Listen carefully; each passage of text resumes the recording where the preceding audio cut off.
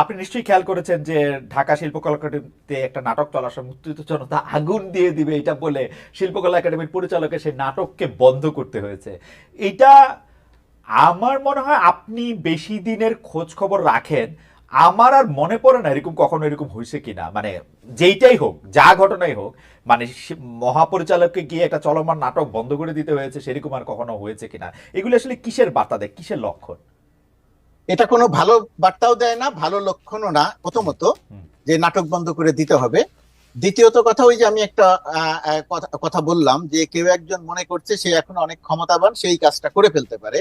শিল্পকলা একাডেমির মহাপরিচালকের কাছে যখন গিয়ে সে বা তারা গিয়ে বলল যে এই নাটক চলতে পারবে না, নাটক বন্ধ করে দিতে হবে, আগুন দিয়ে দিব, আর শিল্পকলা একাডেমির মহাপরিচালক নাটক বন্ধ করে দিলেন, এটা মানে মহাপরিচালক হিসেবে প্রাথমিকভাবে তিনি তার দায়িত্ব পালন করতে পারেন নাই। তার এখানে অবশ্যই একটা শক্ত অবস্থান নেওয়া দরকার ছিল। যদি শিল্পকলা একাডেমিতে আগুন দিয়ে দেওয়ার মতো অবস্থা সত্যিই তৈরি হতো, তাহলে তার আইন শৃঙ্খলা রক্ষাকারী বাহিনীকে ডাকা উচিত ছিল, সেনাবাহিনীকে ডাকা উচিত ছিল। ম্যাজিস্ট্রেসি ক্ষমতা নিয়ে এখন সেনাবাহিনী মাঠে আছে। কয়েকজন মানুষ গিয়ে বলল যে আমরা আগুন দিয়ে দিব, ওই ভদ্রলোক সরকারের সমালোচনা করেছে, তার নাটক চলতে পারবে না, এটা বন্ধ করে দিয়ে একটা খুব বাজে নজির তৈরি করেছেন শিল্পকলা একাডেমির মহাপরিচালক। শিল্পকলা একাডেমির মহাপরিচালক হিসেবে যখন জামিলামকে নিয়োগ দেওয়া হয়েছে, আমি তখন এটাকে মনে মনে প্রশংসা করি। আমি কিছু লিখিনি, আমি মনে করেছি যে একজন ভালো মানুষকে নিয়োগ দেওয়া হয়েছে, এটা একটা ভালো ব্যাপার। শিল্পকলা একাডেমিতে লাকি যেভাবে দুর্নীতির আখড়া পরিণত করেছিল লিয়াকত আলী লাকি, সেই জায়গাটিতে জামিল আহমেদের মতো একজন সৎ ব্যক্তিত্বকে নিয়োগ দেওয়াটা খুব ভালো একটা পদক্ষেপ ছিল। কিন্তু তিনি ভালো মতোই চলছিলেন অল্প সময়ের মধ্যে, কিন্তু এই নাটক বন্ধ করার এই হুমকি তিনি মোকাবেলা করতে পারলেন না কেন, এটা আমাকে বিস্মিত করেছে। এবং আমি এই ঘটনার জন্য খুবই লজ্জিত ফিল করেছি নিজেকে, একটা হুমকির কারণে নাটক বন্ধ করে দিতে হয়েছে। মুর্তজা ভাইকে ধন্যবাদ। আমি ফরিদা আপাকে চট করে জানতে চাই যে ফরিদা আপা, আপনি ঘটনাটা খেয়াল করেছেন কিনা? শিল্পকলা একাডেমির মহাপরিচালক আইন শৃঙ্খলা বাহিনীর সাহায্য চেয়েছিলেন কিনা, নাকি আইন শৃঙ্খলা বাহিনীর সাহায্য চাওয়ার আগেই তিনি নাটক বন্ধ করে দিলেন? সরকার কোথায় ছিল? আমার আমি তখন ঢাকায় ছিলাম না, কিন্তু আমি যতটুকু জেনেছি আমার মনে হয় যে আইন শৃঙ্খলা রক্ষাকারী বাহিনী আগেই উনি নাটক বন্ধ করে দিয়েছিলেন আর কি। তো ফলে পত্রপত্রিকা আমি দেখেছি, আমি সরাসরি জানার সুযোগ হয়নি। ফরিদা আপা, এটা কেমন হলো? মানে উনি আইন শৃঙ্খলা বাহিনীর সাহায্য চাইলেন না কেউ গিয়ে বললো যে আগুন লাগাই দিব, তুমি নাটক বন্ধ করে দিলেন? হ্যাঁ, এটা এটা এটা আমি মুর্তজার সাথে একমত যে এটা এটা তার মানে আরো শক্তভাবে হ্যান্ডেল করা উচিত ছিল। কারণ এটা একটা যদি প্রতিষ্ঠা হয়ে যায়, একটা উদাহরণ সৃষ্টি হয়ে যায় যে এভাবে কেউ এসে এরকম বন্ধ করতে পারে, সেটা ভালো লক্ষণ নয়। যেমন ধরেন বাংলাদেশে কিছু প্রতিষ্ঠানকে বলা হচ্ছে, গণমাধ্যম বা কিছু প্রতিষ্ঠানকে বলা হচ্ছে অমুকরা চলতে পারবে না, বন্ধ করে দেওয়া হবে। এই প্রশ্নটাতে আসতাম মুর্তজা ভাই, এই প্রশ্নটাতে আসতাম যে মানে শেখ হাসিনার সময় শেখ হাসিনা প্রকাশ্যে বললেন, মানে আমি আজকে এই কথাটা অনেকবারের মতো আবারও বলতে চাই, প্রকাশ্যে নির্লজ্জভাবে দাম্ভিকভাবে বললেন যে আমি ডেইলি স্টার প্রথম আলো পড়ি না, ডেইলি স্টার প্রথম আলোর সাথে আমার আলাদা কোনো মানে ভালোবাসা নাই, আমি ডেইলি স্টার প্রথম আলোতে মানে প্রথম আলো গ্রুপে কাজ করেছি সেই জন্য না। কিন্তু তিনি বলেছিলেন নির্লজ্জ অসভ্যভাবে সেই ডেইলি স্টার এবং প্রথম আলোর 5 আগস্টের পর মানে পুলিশের পহরা দিতে হইতেছে, এ পুরাই দিবে, এ বয়কট করবে, এগুলি কেমন? মানে মানে বুঝতে ভাই, এটা আপনি কিভাবে দেখেন? আমি ফরিদা আপাকে এই কথা জানতে চাইবো। দেখেন কিভাবে দেখি, এখানে একটু নিজের কথা বলা হয়। 5 আগস্ট যেদিন শেখ হাসিনা পালিয়ে চলে গেলেন, সেই দিন আমি ডেইলি স্টারের ভেতরে আমরা মিটিং করছিলাম। হঠাৎ করে জানলাম যে ডেইলি স্টারের নিচেই ভাঙচুর হচ্ছে, একটা আতঙ্ক তৈরি হয়ে গেল। সেই সময় আমার কাছে মনে হলো যে আমি নিচে যাব এবং গিয়ে কথা বলবো যে কারা ভাঙচুর করছে। তারা ভাঙচুর করছে, ইট পাটকেল ছুঁড়ে মারছে। আমি যখন গেটের সামনে গিয়ে বললাম যে কেন আপনারা ভাঙচুর করছেন, আমরাই তো এত কিছু করলাম, তাহলে আপনারা ভাঙচুর করছেন কেন? সেখানে যখন তারা ছিলেন, তারা তখন তাদের মধ্যে থেকে একটা অংশ হয়তো আমাকে চিনলেন, চিনে তখন তারা অন্যদেরকে প্রতিরোধ করলেন। আমি গেটের সামনে 2-3 ঘন্টা দাঁড়িয়ে থাকলাম, অসংখ্য মানুষের সঙ্গে হাত মেলানো এবং ছবি তোলা। আমি আমার নিজের ঘটনাটা কোথাও বলি নাই, এখন এই প্রথম এখানে বললাম। এটা বললাম এই কারণে যে মানুষ যখন সুযোগ নিতে চায়, একটা মব যখন সুযোগ নিতে চায়, তখন এই কাজগুলো করে। তো মানুষ যখন রাস্তায় আছে, মানুষ যখন স্বাধীন, মানুষ যখন উত্তেজিত, তার কিছু একটা করতে হবে, সেই সময়ে একটা দুষ্ট চক্র থাকে, সেই দুষ্ট চক্র এটাকে কাজে লাগিয়ে এই যে জ্বালাও পোড়াও বা ভাঙচুরের মতো ঘটনা ঘটাতে চায়। আর আমি প্রসঙ্গটি এখানে আনতে চেয়েছিলাম এই কারণে যে প্রতিদিন হুমকি দেওয়া হচ্ছে, দখল করা হবে, ভাঙচুর করা হবে। তাহলে কি এই সমস্ত প্রতিষ্ঠানের লোকজন সবকিছু বন্ধ করে দিয়ে চলে যাবে? বন্ধ করে দিয়ে চলে যাবেন, এটাকে মোকাবেলা করতে ফরিদা হবে। আপা কি জামিল বলেন? আহমেদ যেরকম বন্ধ করে দিয়ে মোকাবেলা করেছেন, এটা বন্ধ করে দিয়ে মোকাবেলা করার জিনিস না, এটা সামনে থেকে আহ, আহ, আহ, বিষয়টি দেখে মোকাবেলা করার ব্যাপার।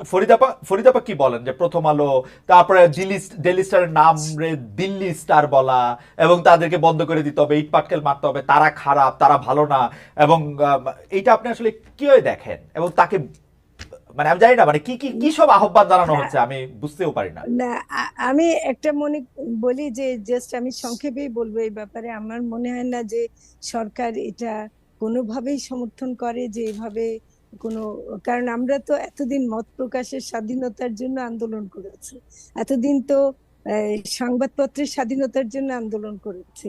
কাজে এই সরকারের কাছ থেকে এরকম কোনো কিছু মানে হবে না, যেটা তারা কোনোদিনও এই ধরনের সমর্থন করে না, এবং নিশ্চয়ই এটা যারা করছে তাদের বিরুদ্ধে অবশ্যই ব্যবস্থা নেওয়া। এখানে এখানে খালেদ, যেহেতু আপনি প্রসঙ্গটি তুললেন, আমি জাস্ট দুইটা কথা বলি। যে আমি যে নিজে যেহেতু ডেইলি স্টারে কাজ করি, সেই ক্ষেত্রে ডেইলি স্টারের কথাই বলছি, অন্য কারোর কথা বলছি না। যে ডেইলি স্টারের বিরুদ্ধে দিল্লি স্টার বলা, আরো অনেক রকমের কথা বলা, ফ্যাসিবাদের সমর্থক, ফ্যাসিবাদের পৃষ্ঠপোষকতা দেয়া, এই ঢাকা বিশ্ববিদ্যালয়ে সাম্প্রতিক সময়ে একটা আলোচনা অনুষ্ঠানে আমি গিয়েছিলাম, সেখানে যারা দর্শক ছিলেন তারাও এই প্রশ্নগুলো করেছিলেন। তারা এই প্রশ্নগুলো করলেন, আমি সুনির্দিষ্ট করে জানতে চাইলাম, তারা সুনির্দিষ্ট করে কেউই বলতে পারলেন না। কিন্তু আমি যখন তার প্রশ্নের জবাব দিলাম, আমি যখন বললাম যে ডেইলি স্টার গত 15 বছরে শেখ হাসিনা বা সরকারের থেকে সামান্যতম কোনো সুবিধা পায়, ডেইলি স্টার গণভবনে ঢুকতে পারে না, ডেইলি স্টারের সাংবাদিকদের কোনো কোনো ক্ষেত্রে সেক্রেটারিয়েটে যেতে দেয়া হয় না, ডেইলি স্টার ডিজিএফআই কে দিয়ে একদিনে ডেইলি স্টারের মাল্টিন্যাশনাল কোম্পানির বিজ্ঞাপন বন্ধ করে দেওয়া হয়েছে, সরকারি বিজ্ঞাপন বন্ধ করে দেওয়া হয়েছে, ডেইলি স্টার সম্পাদকের বিরুদ্ধে 84টা মামলা, ইত্যাদি ইত্যাদি ইত্যাদি। তো এই সমস্ত ঘটনার কি কোনটাই প্রমাণ করে যে ডেইলি স্টার ফ্যাসিবাদী শেখ হাসিনা সরকারের সমর্থক ছিল? না, ডেইলি স্টার কোনো লাভ পেয়েছে? তো আপনি একটু অনুমতি দিলে আপনি ডেইলি স্টারের কথা বলেন, আমি প্রথম আলোর কথা বলতে চাই। আমি একটু বলি ফরিদাপা, প্রথম আলো কি করে দেখেন, প্রথম আলোর মতের সাথে না, ফরিদাপা আমি শুধু একটু বলি, প্রথম আলোর মতের সাথে যাদের মিলে শুধুমাত্র তাদের কথা বা তাদের জায়গাটাই তারা দেয়। উদাহরণ দেয়, আমি ফরহাদ মজার একসময় প্রথম আলোতে লিখতেন, ডেলিভারিটলি কিন্তু ফরহাদ মজারের কলাম বন্ধ করেছেন মতিউর রহমান। ফরহাদ মজারকে বলা হয়েছে যে আপনার কলাম আমরা ছাপবো না, বা উনাকে নিরুৎসাহিত করা হয়েছে, কি হয়েছে আমি জানি না, ফরহাদ ভাইয়ের সাথে আমার কথা হয়নি। এইরকম করে যারাই আসলে মতি ভাইয়ের মতামতের সাথে বা জনাব মতিউর রহমানের মতামতের সাথে খাপ মিলাতে পারেন না, তারা আর প্রথম আলোতে জায়গা করে নিতে পারেন না। তো এইটা হচ্ছে প্রথম আলোর বিরুদ্ধে অভিযোগ। আমি খোঁজ খবর করলে জানলে আরেকটু মানে এই প্রসঙ্গ উঠলে আরেকটু বড় করে আমি এটা বলতে পারতাম, সেই দায় তো তাদের নিতে হবে।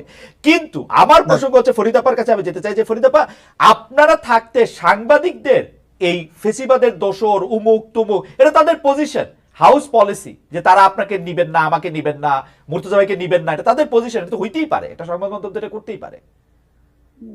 না না, আমি একটা জিনিস মুর্তজাকে জানাতে চাই যে ফ্যাসিবাদের দোসর যে ছিলেন না, তার বড় প্রমাণ হলো শেখ হাসিনার যে বিদেশ সফরের পরে যে সংবাদ সম্মেলন হতো, ওখানে আমরা প্রথম আলোর বা ডেইলি স্টারের সাংবাদিকদেরকে দেখিনি প্রশ্ন করার ক্ষেত্রে। না না আপা, এর চেয়ে বেশি কিন্তু অন্তত 10টা সংবাদ সম্মেলনে শেখ হাসিনা টেবিলের মধ্যে বসে এরকম করে দেখিয়েছেন গর্ব করে যে এই পত্রিকা আমি পড়ি না, এই পত্রিকার আমার দরকার হয় না, প্রথম আলো ডেইলি স্টার নাম বলে আমি জীবনেও শুনি না।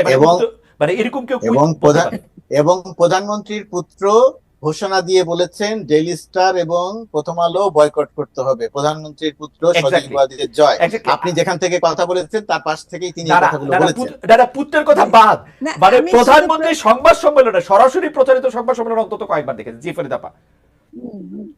না আমি আপনি যেহেতু প্রথম আলোর কথা বললেন, আমি একটু যুক্ত করতে চাই যে প্রথম আলো তো আমিও কিন্তু নিয়মিত লিখতাম, হ্যাঁ, তো কিন্তু সেখানেও আমার লেখাও বন্ধ হয়ে গেল এক সময়, এই কারণে যে আমি কিছু এমন বিষয় নিয়ে লিখতে শুরু করলাম যেটা প্রথম আলো একমত না। তো এগুলো হয়, এগুলো আমাদের